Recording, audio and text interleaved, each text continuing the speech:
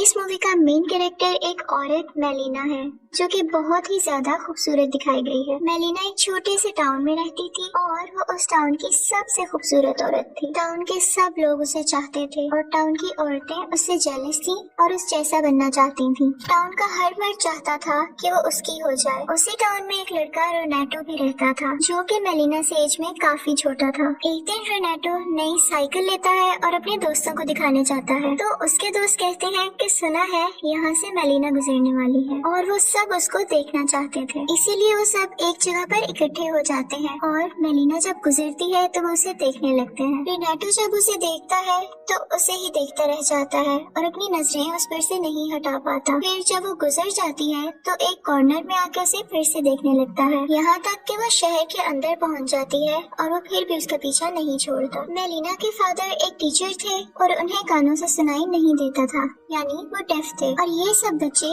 उनके स्टूडेंट्स थे। फिर हमें दिखाया जाता है कि ये सब लोग एक क्लासरूम में बैठे होते हैं और मेलिना के फादर के सामने मेलिना के बारे में तरह तरह की बातें करके उन्हें टीज कर रहे होते हैं। रोनाटो मेलिना के घर जाता है और एक हॉल करके उस पर स्पाई करने लगता है, यानी उसे देखने लगता है तो वो उदास लेटी होती है। यहाँ हमें पता चलता है कि मेलिना का हस्बैंड वॉर के दौरान आर्मी के साथ चला गया था और अब तक वापस नहीं आया। और फिर दूसरी तरफ हमें रोनाटो के कुछ दोस्त दिखाए जाते हैं जो कि मेलिना के बारे में तरह तरह की बातें बना रहे थे कि एक बार उसने मुझसे सिगरेट मंगवाया था और टाउन के बाकी लोग भी कहते थे कि मेलिना एक अच्छी औरत नहीं है। इस मूवी में ये बताने की कोशिश की गई है कि सोसाइटी अकेली औरत के बारे में क्या सोचती है और उसके बारे में क्या बातें करती है। दूसरी तरफ हमें दिखाया जाता है कि रोनाटो मेलिना को बहुत पसंद करने लगा था। लोगों की बातें सुन सुनकर कि वो अच्छी औरत नहीं है और हर किसी से खुलकर बात करती है, रोनाटो भी उसे इमेजिन करने लगा था और अपने साथ उसे सोचने लगा था। वो था तो एक टीनेजर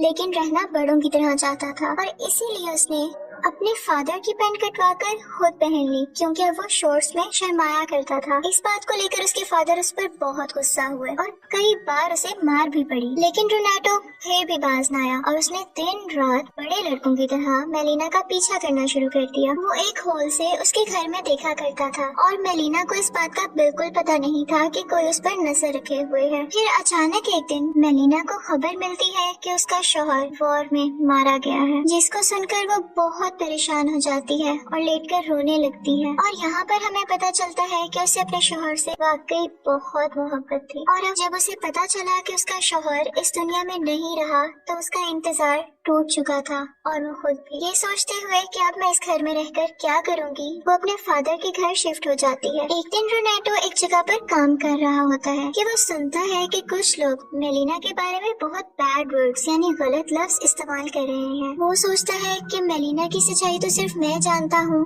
और मुझे ही सबको बताना पड़ेगा कि वो बुरी औरत नहीं है और वाकई अपने शौहर से प्यार करती थी। रोनाटो फिर से उसे खिड़की से देखता है और इमेजिन करने लगता है कि जैसे वो उसके पास आ गया है। वो उसे कहता है कि परेशान मत होना, मैं तुम्हारे साथ हूँ, बस मुझे कुछ साल दो ताकि मैं बड़ा हो जाऊँ। और उसके बाद वो चर्च जाता है और गॉड से कहता है कि गॉड तुम मेलिना का ध्यान रखना और इसके बदले में मैं यहाँ पर रोज कैंडल जलाया करूँगा। फिर एक दिन मेलिना के फादर को एक लेटर मिलता है, उसमें ये लिखा था कि मेलिना का टाउन के हर आदमी के साथ अफेयर चल रहा है और तुम्हारी बेटी एक अच्छी औरत नहीं है। ये सुनते ही वो बहुत गुस्से में आ जाते हैं और मेलिना को अपनी बेटी मानने से इनकार करते हुए उसे वहाँ से जाने का कहते हैं। मेलिना एक बार फिर से काफी अकेली रह जाती है।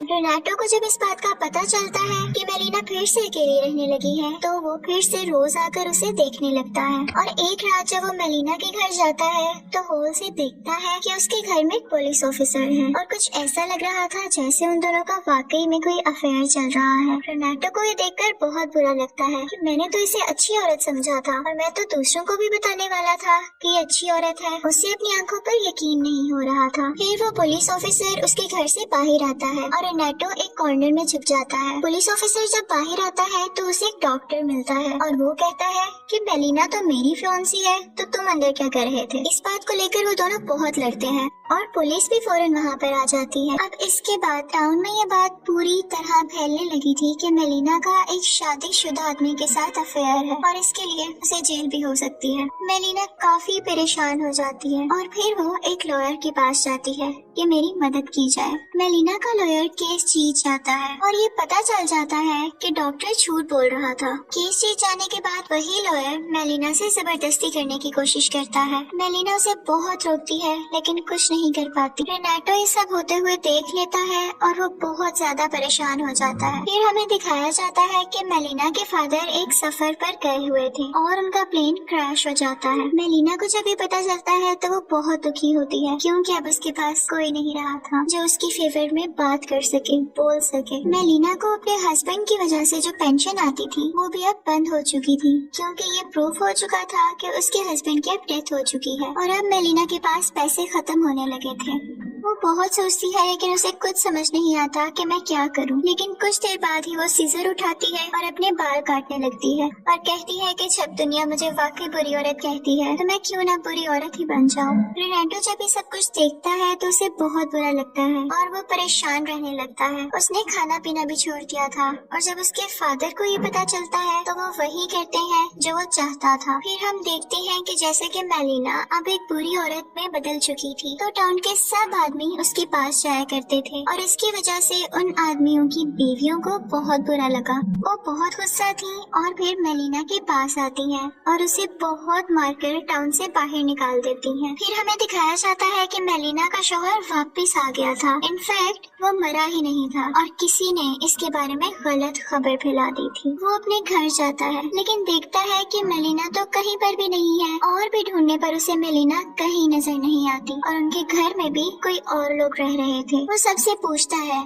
तो सब उसे बताते हैं तुम्हारी बीवी तो एक बुरी औरत बन चुकी है और अब वो यहाँ नहीं रहती। जब वो इस बात का पता करने अपने दोस्तों के पास जाता है तो उसके दोस्त भी उसका साथ नहीं देते और उसकी काफी इंसल्ट करते हैं कि कैसे मर्द हो तुम, और उसे थप्पड़ मारकर गिरा देते हैं। रेनाटो को ये सब देखकर बहुत बुरा लगता है और वो सोचता है कि अब वक्त आ गया है कि मैं इन सबको बताऊं कि मेलिना कैसी औरत है और वो बुरी औरत क्यों बनी। तो रेनाटो उसे खत लिखता है कि मेलिना बिल्कुल भी बुरी औरत नहीं है बल्कि उसे बनाया गया है। गांव वालों ने उसके बारे में बहुत बुरी बुरी खबरें फैलाई जिसको सुनकर वो काफी परेशान रहा करती थी और सब कुछ बताता है जो उसके साथ हुआ और कैसे उसे यहाँ से निकाला गया। मेलिना के हस्बैंड को ये सब पढ़कर बहुत गुस्सा आता है और वो अपनी बीवी को लेने के लिए वापस जाता है और फिर हमें दिखाया जाता है कि वो अपनी बीवी के साथ चलता हुआ वापस उसी टाउन में आता है। अभी भी सब लोग उन दोनों की तरफ देख रहे थे लेकिन उनकी नजरों में अब कोई ताना या बुराई नहीं दिख रही थी क्योंकि अब उसका शौहर उसके साथ था। वो बात अगर करते तो मेलिना का शौहर ना उन्हें छोड़ता। टाउन वाले उन सब की फिर से रिस्पेक्ट करने लगे थे, यानी मेलिना और उसके हस्बैंड की और जो उनकी फेवर में बोलता था। फिर हमें दिखाया जाता है कि रेनाटो मेलिना से आखिरी बार मिलता है। मेलिना के हाथ से कुछ चीजें नीचे गिर जाती हैं तो रेनाटो उसे उठा कर देता है। वो मेलिना से कहता है कि मैं दुआ करूंगा कि आपके आने वाली जिंदगी बहुत अच्छी गुजरे और वो दोनों अपना अपना रास्ता ले लेते हैं। फिर एंड पर रेनाटो हमें खुद से बात करता हुआ दिखाया जाता है। वो कहता है कि वक्त गुजर गया और मेरा बहुत सी औरतों पर दिल आया, मैंने उन्हें पसंद किया। वो मुझसे पूछती थी कि क्या मैं उन्हें याद रखूंगा तो मैंने हाँ कह दिया, लेकिन वो एक थी जिसे मैं आज तक नहीं भूला, न भूल सकूंगा और वो थी मेलिना। और इसी के साथ मूवी एंड हो जाती है। इनफैक्ट इस मूवी में हमें सोसाइटी के बारे में बताया गया है कि अगर किसी जगह पर एक अकेली औरत रहती है तो सोसाइटी उसके बारे में तरह तरह की बातें बनाती है। वो ये नहीं सोचती कि उसके दिल पर क्या गुजरेगी और उसकी जिंदगी में क्या चल रहा है। किसी को इतनी बातें मत करो कि वो बुरा बनने पर मजबूर हो जाए। Thank you for watching.